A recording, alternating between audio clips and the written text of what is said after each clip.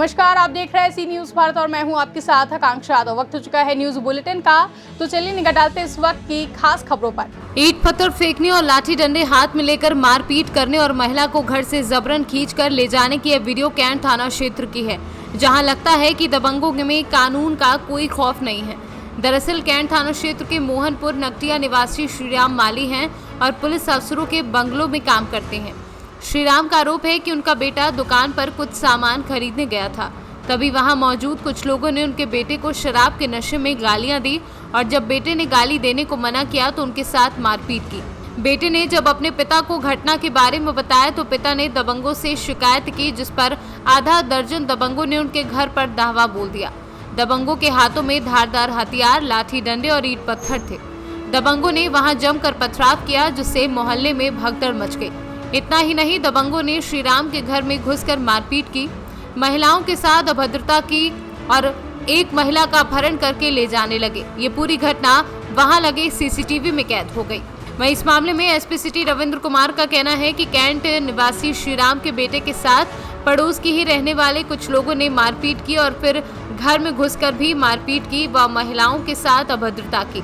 इस मामले में एफआईआर दर्ज कर ली गई है और घायलों का मेडिकल कराया गया है। क्या नाम है तुम्हारा? मेरा नाम श्री राम है सर। क्या मामला है श्रीराम, बताओ। सर ये ऐसा हुआ, हमारा एक बेटा है सर दीपक, तो वो पड़ोसी बोला कि तुमने हमारे बाप को मार दिया है सर। तो बोला कि वो बात सर ख़त्म हो गई, सही है। हम लोग चिराते में बुझा उजा के वो बात समाप्त हो गई। उनने 10-15 लौंडे इकट्ठे करे सर और हमारे घर में घुस आया थे सर और लाठी डंडों से हमें बहुत पीटा सर। सामने हमारे भाई के सिर फट गया है सर, उसके साथ आके आए सर और हमारी भाभी है उनकी कमर तोड़ दी है सर उनने, और हमारी भाई की बेटी है उसके कांटा मारा है यहाँ पर सर। और हमें जब हम मुकदमा अपने लिखाना है, दरोगा जी ने हमें बहुत गंदी गाली बकी सर। अच्छा, कौन से दरोगा जी थे? संजय सिंह दरोगा जी। कहाँ के? सर नकटिया चौकी के सर। नकटिया चौकी के। हाँ।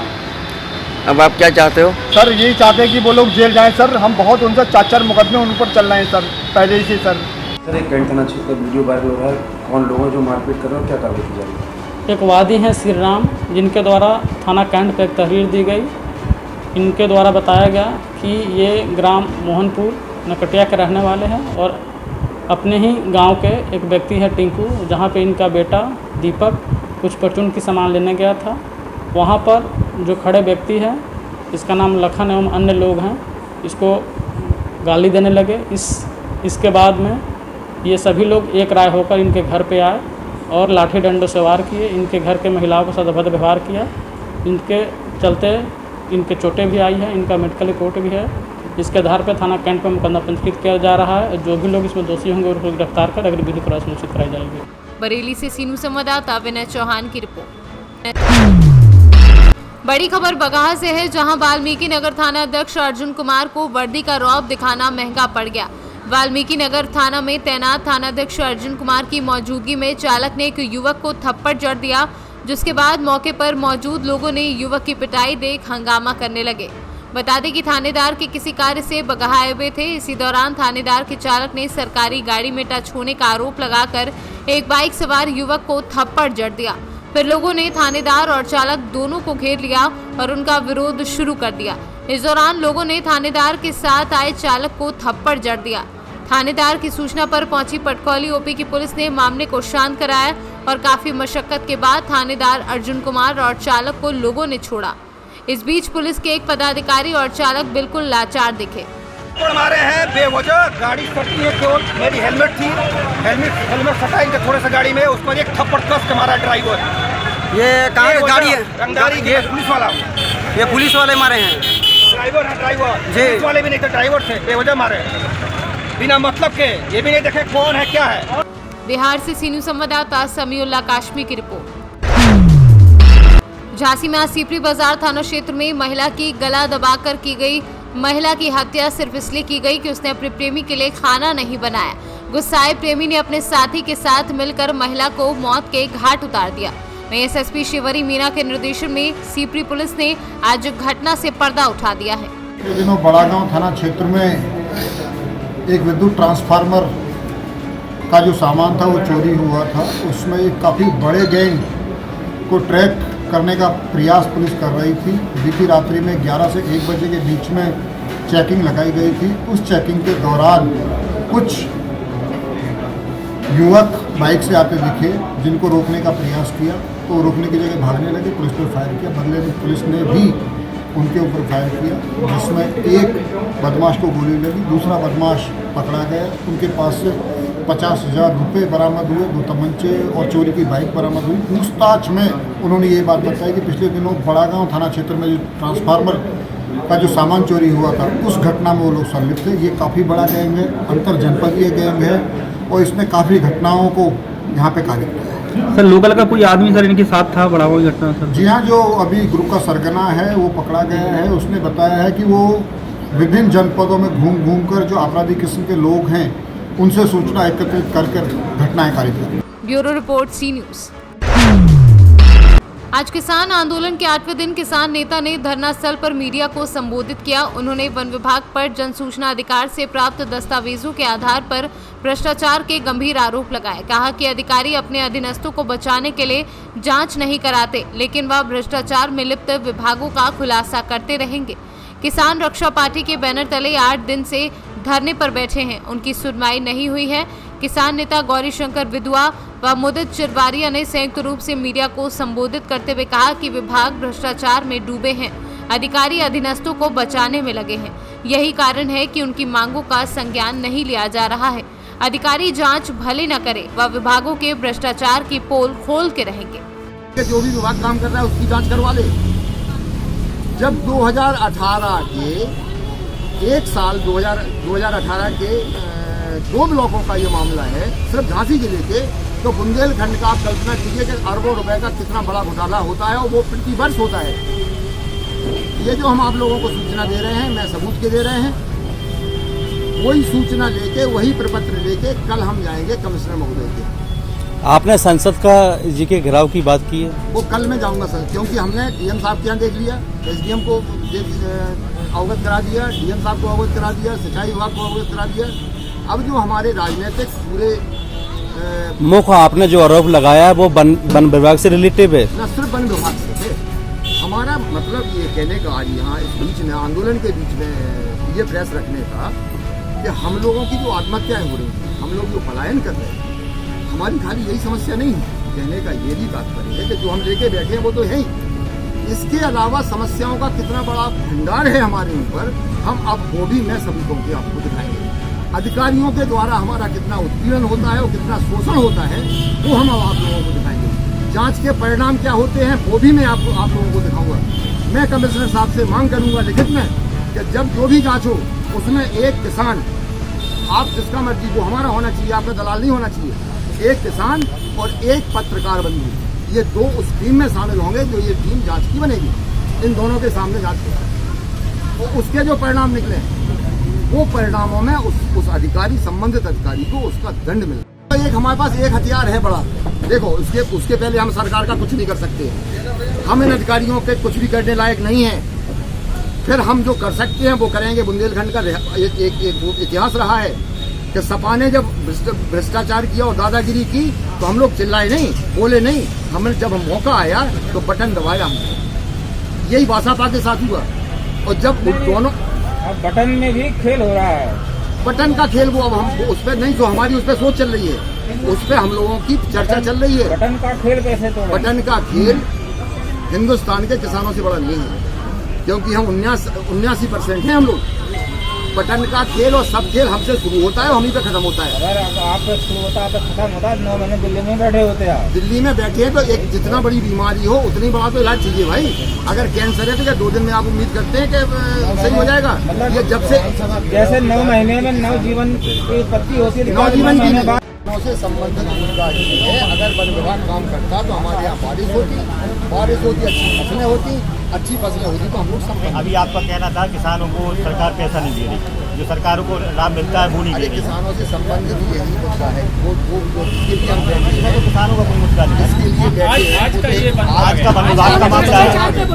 आज हमने आज की प्रेस वार्ता केवल वन विभाग के भ्रष्टाचार पे है। वो हम 8 दिन से हमको कह रहे हैं, सबके संज्ञान में, वो आज हम नहीं कह रहे, उस पर कोई बात नहीं है। और हमारा तो वो कंटिन्यू में है ही। Bureau report C news.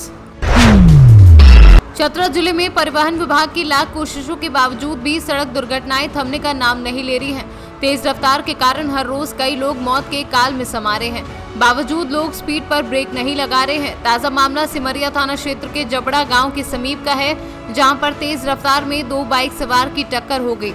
इस भीषण टक्कर में दोनों बाइक सवार युवक की दर्दनाक मौत हो गई, जबकि अन्य लोग गंभीर रूप से घायल हो गए। घायलों को ग्रामीणों के सहयोग से पुलिस ने उपचार के लिए स्थानीय अस्पताल में भर्ती कराया है।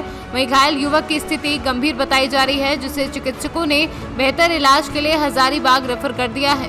घटना कि लोग बाजार और साप्ताहिक हाट बगरा में लगा हुआ था, तो बाजार आ रहे थे और इधर से बगरा की ओर से बाइक और जा रहा था, दोनों में टक्कर हो गया और चट्टी समीप बगरा के चट्टी समीप दो मौत हुआ है। एक जबड़ा का जो थे उनका भी हुआ है और हॉस्पिटल आने के बाद और इनका भी, यानी उधर से आ रहे थे उनका भी मौत हुआ और इधर से दोनों टक्कर में दोनों। झारखंड से सी न्यूज़ संवाददाता लकी की रिपोर्ट।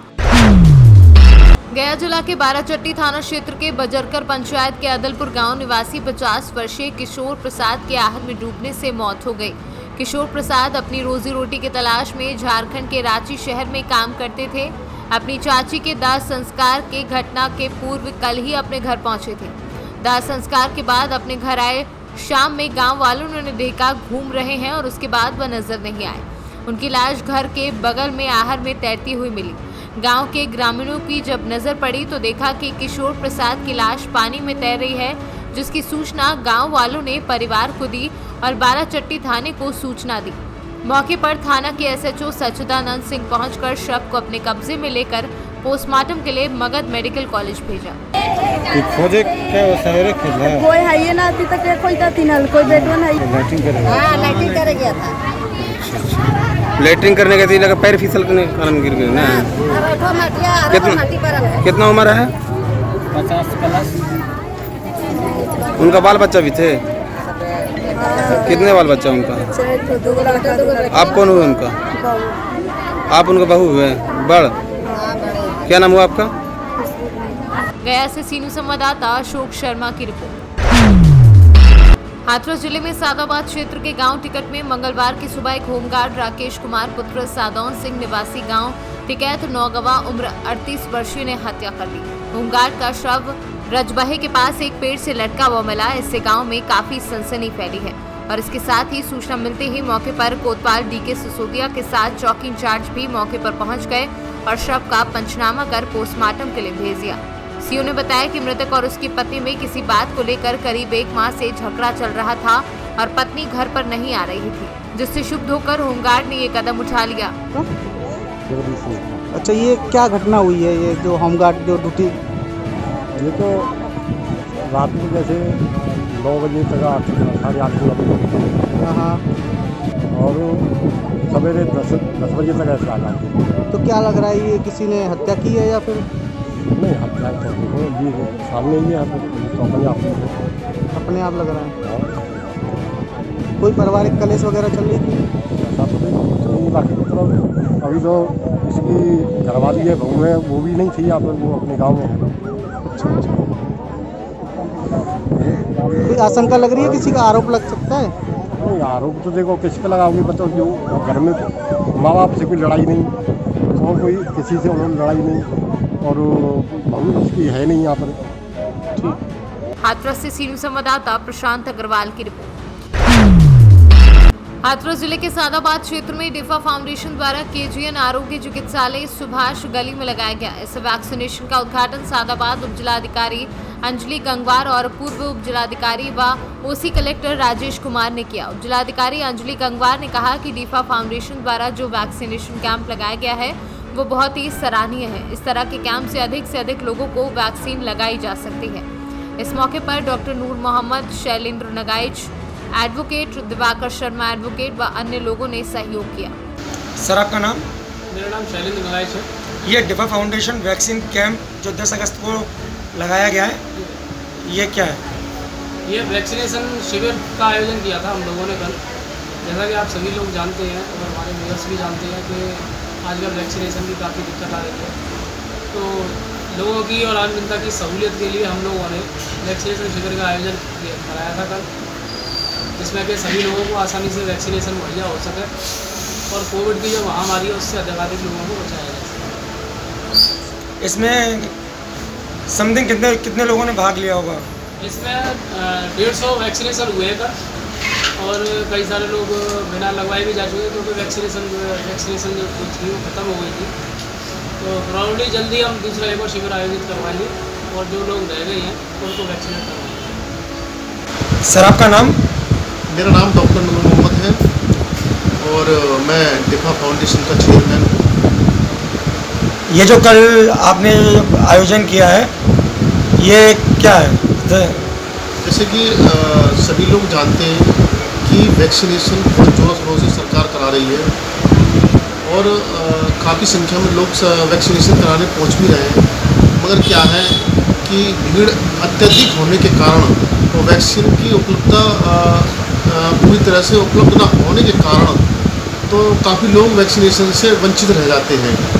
तो हमारी फाउंडेशन ने आपस में विचार विमर्श किया कि क्यों ना हम लोग आए दिन ये वैक्सीनेशन कैंप लगाएं जो इसका लाभ ज़्यादा से ज़्यादा लोग ले सकें और हम ज़्यादा से ज़्यादा लोगों को वैक्सीनेट करा सकें, क्योंकि वैक्सीनेशन कराना आज के टाइम पर बहुत ज़रूरी है। आने वाले समय में थर्ड वेव के आहट हो चुकी है, अगर उससे बचना है तो उससे बचने का एकमात्र साधन है वैक्सीनेशन, जिस पे सरकार बहुत जोर भी दे रही है। और जो हमारे कल कैंप लगा तो कैंप में थोड़ी सी डोजें कम रही, 150 हमने डोज लगाए और उसके बाद संख्या लगभग 500 करीब थी लोगों की। मगर मैं सभी से आश्वस्त करता हूँ कि हम बहुत जल्दी अगले कैंप की प्लानिंग करेंगे और कैंप प्लानिंग करने के बाद में हम जनता को उसका अवगत कराएंगे डेट के बारे में, समय के बारे में, ताकि ज़्यादा से ज़्यादा लोग इस कैंप का फ़ायदा उठाएं, वैक्सीनेशन कराएं। सर ये वैक्सीन के लिए यह कोई इसमें उम्र भी निर्धारित होती है या बच्चे से लेकर बुजुर्ग तक सब लोग लगवा सकते हैं? अभी जो गवर्नमेंट की तरफ से प्रोटोकॉल है 18 साल से ऊपर के लोगों को ही वैक्सीनेशन लगेगी। हाथरस से सीनू संवाददाता प्रशांत अग्रवाल की रिपोर्ट। प्रतापगढ़ जिले के सगरा, सुंदरपुर, लालगंज, कोतवाली क्षेत्र के ढकवापुरे बीरबल में ट्रक और लग्जरी बस में जोरदार टक्कर। बस में बैठे कई यात्री गंभीर रूप से घायल। मौके पर स्थानीय लोगों द्वारा बचाव कार्य जारी। प्रतापगढ़ से सीनू संवाददाता रोहित जायसवाल की रिपोर्ट। प्रतापगढ़ में 6 घंटे की बारिश में मेडिकल कॉलेज का हाल बेहाल। ओपीडी सर्जिकल वार्ड में घुसा बारिश का पानी। मरीजों के साथ ही तीमारदार व स्वास्थ्य कर्मचारी परेशान। परिसर में निर्माण की वजह से चौक है नाली। शहर के आधा दर्जन मोहल्ले जलमग्न। नगर पालिका के नाला सफाई अभियान की खोली पोल। प्रतापगढ़ से सीनू संवाददाता रोहित जायसवाल की रिपोर्ट। प्रतापगढ़ में लगभग 1 माह पूर्व पत्रकार सुलभ श्रीवास्तव की संदिग्ध मौत का मामला सामने आया था। सपा जिला अध्यक्ष छविनाथ यादव, सपा नेता अभिषेक तिवारी की अगुवाई में दिवंगत सुलभ की पत्नी रेणुका से मिला सपा का प्रतिनिधिमंडल।